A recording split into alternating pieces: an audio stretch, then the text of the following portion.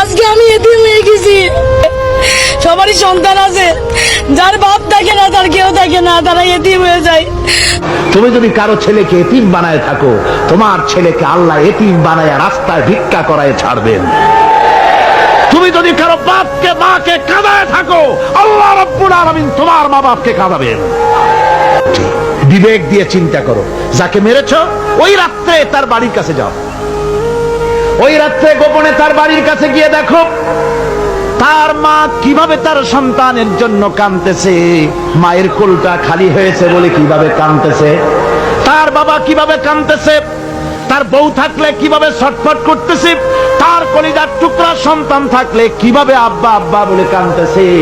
যারে গুলি করে মেরেছো একবার বাড়ির কাছে গিয়ে কান পাচা শোনো।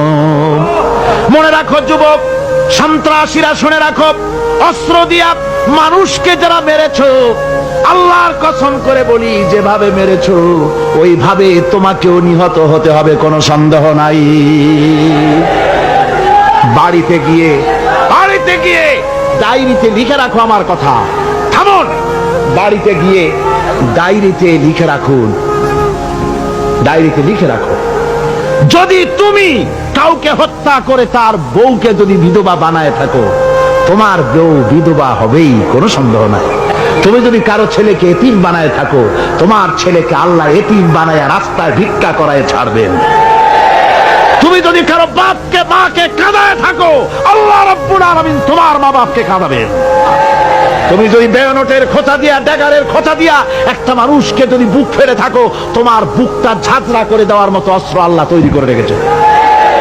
বিশ্বাস করো, বিশ্বাস করো।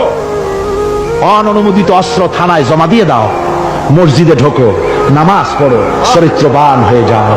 তোমাদের প্রতি আমার উদাত্ত দাওয়াত, আমার বুক ভরা দরদ।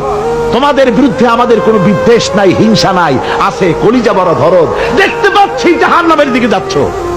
এ পথটা কোন দিকের পথ? যারা বলেন কোথার পথ? ওই নেতাদের পিছনে আর চলো না, তওবা করো। ওই নেতাদের পিছনে আর যাবে না যারা তোমাদেরকে টাকা দেয় আর অস্ত্র দেয়, যারা তোমাদেরকে মদ দেয় আর নারী দেয়, ওদের পিছনে আর চলবে না। ওয়াদা করো। যুবকরা কি পারবে ওয়াদা করতে? ওই সব নেতাদের পিছনে জীবনে আর যাবে না, ওয়াদা করতে পারো?